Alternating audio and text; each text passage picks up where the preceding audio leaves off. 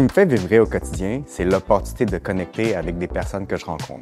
Pour moi, cette authenticité et cette connexion humaine, elle est tellement importante, non seulement au quotidien pour apprendre à se connaître, travailler ensemble, mais le plus important, c'est voir comment est-ce qu'on est capable de travailler ensemble, de s'aider mutuellement et d'avoir un impact pour la collectivité. Au Vietnam, on a un concept qui s'appelle NAO, qui est cette dette de bienveillance qu'on ne pourra jamais redonner complètement parce que chaque personne que nous rencontrons a un impact positif, nous aide d'une moyen ou d'une autre.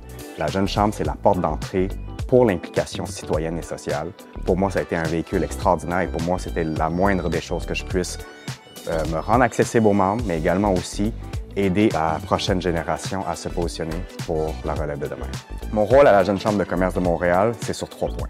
Mon point numéro 1, c'est d'être présent pour les membres, d'être à l'écoute de leurs préoccupations pour que moi, en tant que porte-parole ambassadeur, je puisse l'amener le plus loin possible lorsque je rencontre des organisations, lorsque je rencontre des décideurs également aussi. Par la suite, c'est également aussi d'être présent pour inspirer la génération de demain.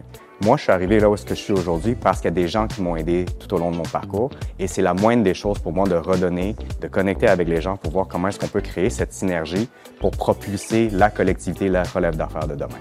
Et finalement, comme 3e point, et je pense que c'est le point le plus important, c'est que nous sommes actuellement en situation de polycrise. Crise économique, crise environnementale et crise de vulnérabilité. Et les jeunes sont à l'avant-plan de ces différentes crises. Avec la révolution de l'intelligence artificielle actuellement, les jeunes, dans le secteur de l'emploi surtout, sont grandement affectés par toute cette transformation technologique. Alors pour nous, c'est plus important que jamais de représenter leur voix et que les décideurs soient à l'écoute de la relève.